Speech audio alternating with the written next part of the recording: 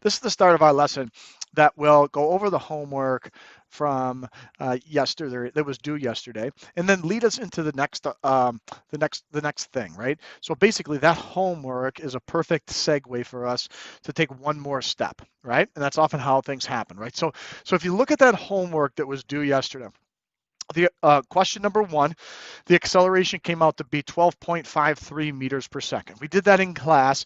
We came up with our algebraic expression, and you just had to plug in the numbers. And if you plug in the numbers right, it comes out to be 12.53.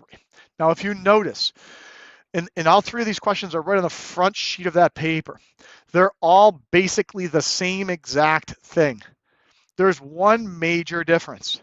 The one major difference has the tire, right? And this has got a tire surface on it, right? Question number one has the tire sliding across ice, kind of like this.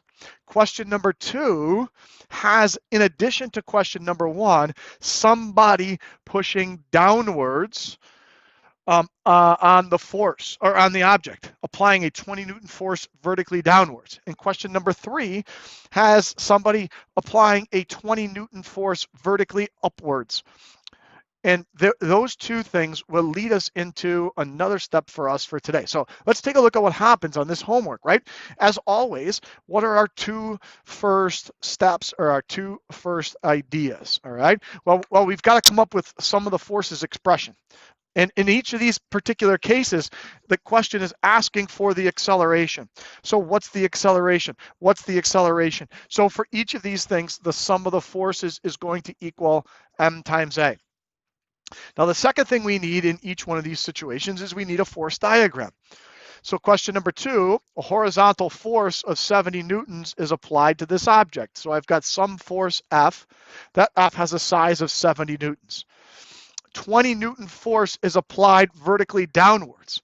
So I'm going to call this maybe F sub D. That's my downward force. Well, what other forces do we have on this thing? Well, the weight of the block goes down, and the normal force pushes upwards from the table. In addition, if this thing is moving to the right, which maybe it's not explicitly stated, but based on my picture, this force would be causing movement to the right. Friction's job is to oppose motion. Okay, so now, how does that translate? So we've done our two main first steps. Now we've got to incorporate those two things and come up with an expression for the sum of our forces. Well, this is very similar to what we did with question number one as well. So F minus FF is the sum of our forces. That's equal to m times a. Our question here is to find the acceleration. So we can either make sure we've got everything else and then solve for a, or we could solve for a and then get everything else. Yesterday, we got everything else and then solved for a, so let's do it the opposite today. So F minus FF divided by m is equal to a. So I've got an expression that says a equals whatever. Now we've got to figure out, do we know everything else in the particular situation? So do we know m? Yeah, the mass of the tire is 5 kilograms, so that's okay. Do we know F? Yeah, that F is 70 newtons, so that's okay. And if we know everything else on the left side, then it's just substituting, and then we can come up with our answer. But we don't know the value of the friction force. We know the coefficient of friction, but we don't know the value of the friction force. So we have to come up with a way to make progress and get one more step further to incorporate stuff that we know in place of FF. So we can substitute mu times the normal force for FF, right? So F minus mu times Fn divided by m equals A. Well, yesterday, that was good enough because we knew that the value of the normal force was equal to the value of the weight in question number one. But if we look at our force diagram here, in reality, we can either do this in our heads or we can incorporate our sum of the forces again. The sum of the forces in the y in this particular situation has to equal 0 because there is no acceleration vertically. Now we could do that out mathematically, or we could just look and say, hey, wait a minute here. These two things have to balance that out because there is no acceleration. If we did it mathematically, we'd say the downward force plus the weight minus the normal force must be equal to 0, or the downward force plus the weight must be equal to the normal force. So now, instead of yesterday, where we did question number 1, we plugged in weight is equal to the normal force. In this particular situation, it's the downward force plus the weight. So now F minus mu times Fd plus W divided by M must equal A. And we start the process over again. Do we know M? Yes, it's 5 kilograms. Do we know F? Yes, it's 70 newtons. Do we know mu? Yes, it's 0.15. Do we know the downward force? Yes, it's 20 newtons. Are we told in the problem the value of the weight? No. So we've got to make a substitution for the value of the weight. And we can calculate the value of the weight by plugging in M times G. So F minus mu times Fd plus M times G divided by M equals A. Start the whole process over again. We're looking for A. 5 kilograms, 70 newtons, 0.15, 20 newtons, 5 kilograms, 9.8. Now I know everything on the left side. And if I plug those numbers in, then the acceleration is 11.93 meters per second squared. And if that acceleration is 11.93 meters per second squared, how can we make sense out of that acceleration? Does it make sense that it is less than question number 1 where we weren't pushing down or something wasn't pushing down? Well, of course it does. Because look at, if I press downwards on this thing, I am making the surfaces stick to each other more. What's that doing? That is increasing the value of this friction while keeping this thing the same. Well, then the difference between those two things would be smaller, and it's that difference that is creating the acceleration. So it makes total perfect sense that if I'm pushing downwards on here and I go to pull across, it's going to stick to the table more and therefore not accelerate as much. If I'm not pushing downwards, then it's going to accelerate a little bit easier. Now, the third question takes that one step further. And in reality, what it does is it takes this force and flips it upside down. So the force in this particular situation, I'm going to call that F sub V, our vertical force, or let's call it the upward force. Let's put a little U there, right? The normal force pushes upwards and the weight goes downwards. We still have this F going this way like we did in 1 and 2, and we still have friction going this way.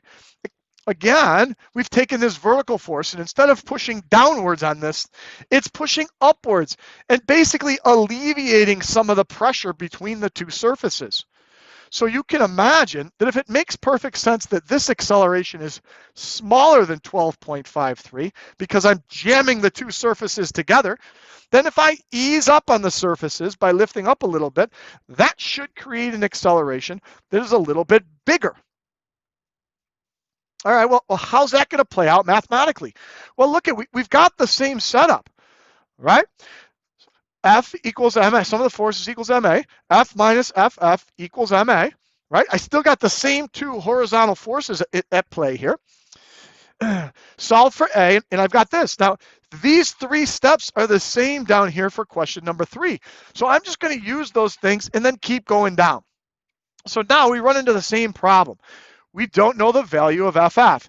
So in reality here, even this step is the same for question number 3. So I'm going to rewrite that. What's FF? It's mu times Fn. So F minus mu times Fn divided by M equals A. Well, we know this. It's 5 kilograms, 70.15. We don't know the normal force though. Well, how do we know the normal force? We come over here and look at it. We could do the same thing, either just casually look at this or really play it out in the vertical. We know there's no acceleration in the vertical. So the sum of the forces in the Y must equal 0. So my upward force plus the normal force minus the weight must equal 0. So what's the value of the normal force?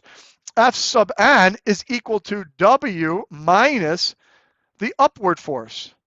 So in place of Fn, I'm going to put W minus this upward force, still dividing the whole thing by m, equals A. Now look at what's different. All right, I've got W minus the upward force. Here I've got W plus the downward force. There's the difference. I'm adding the downward force here because it's sticking to the table. I'm subtracting the upward force here. Now what's that going to do? That's going to make us a smaller negative subtraction here. This is a larger negative subtraction. This whole number here gets subtracted. So if I'm adding, I'm subtracting a bigger number. Here I'm subtracting a smaller number. So again, now I know this, right? This is 570.15. I don't know the weight. What do I got to do? I got to substitute m times g. So F minus mu times m times g minus this upward force divided by m equals A. Start the whole process over again. 570. 0.15, 5, 9.8, 20. If I do all that and plug that in, my acceleration then is 13.13 meters per second squared. And you can see, therefore, then again, that if I'm lifting upwards, if I'm lifting up, I'm easing the surface contact. So it makes the value of the friction force smaller, which would make my net force bigger, which would cause a bigger acceleration. So it all makes total perfect sense. Now, what about instead of pulling this thing straight across, what if I take this thing and I pull upwards at an angle? That's going to combine a couple different things for us. All right. Well, how is that going to change things? What is that going to change about our particular situation if I pull upward at an angle? Well, let's think about it. What's happening when I pull upward at an angle? We've already dealt with this with objects hanging from the ceiling. If I pull upward at an angle, I have some force going across, and I have some force pulling vertically. Now I'm going to bring in this board in here. I think it's going to work. I'm going to bring this board in, and I'll put it right here. And I think that's going to leave me enough room. Perfect. Okay. Now I can still see these force diagrams right over here.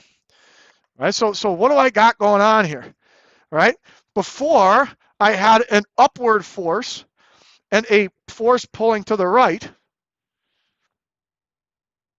and they were separate from each other. Well, look at what I got going on here. In reality, if I pull this string like this, what's it doing? It is pulling this thing to the right and easing up the situation.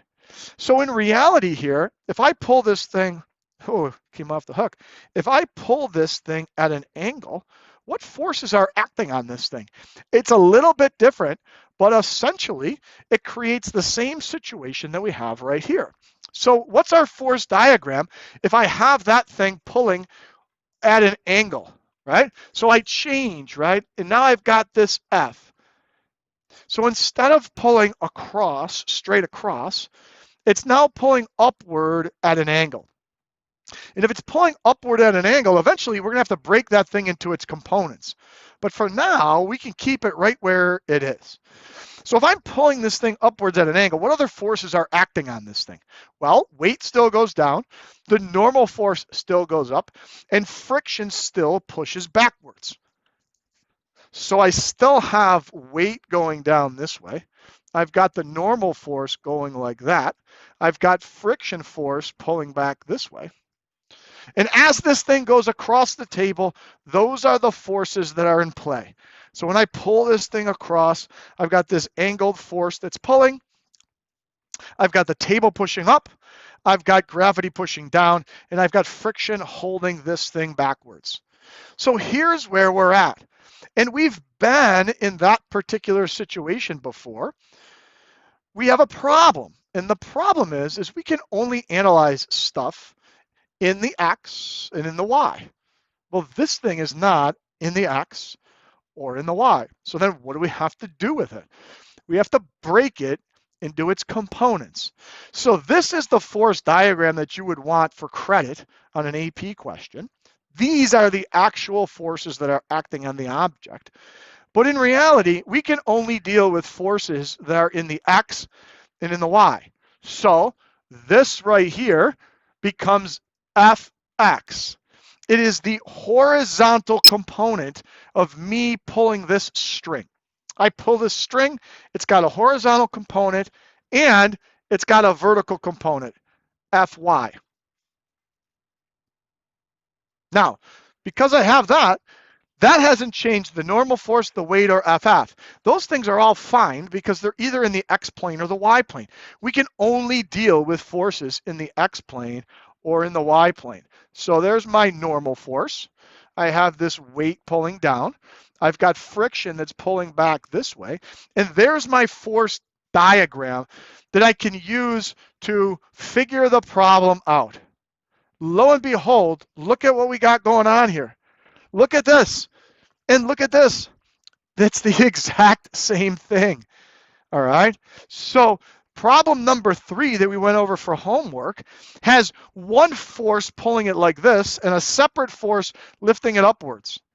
All we're doing here is basically combining that into a particular angled force. But when we break this angled force into its components, we separate it into X and Y anyways, so really it's the exact same thing. Likewise, if I were pushing downwards at this angle, like look at my arm. My arm's down at an angle.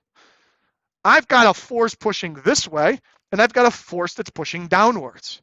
Ultimately, that's the same thing as question number 2. Now, one last thing is to basically give us a little bit of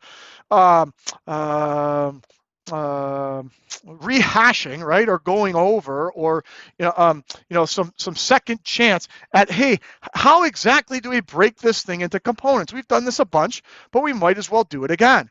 If I have this force here, F, and it's off at an angle, and I have Fx and Fy, that gives us a right triangle. This is the actual force that's being exerted.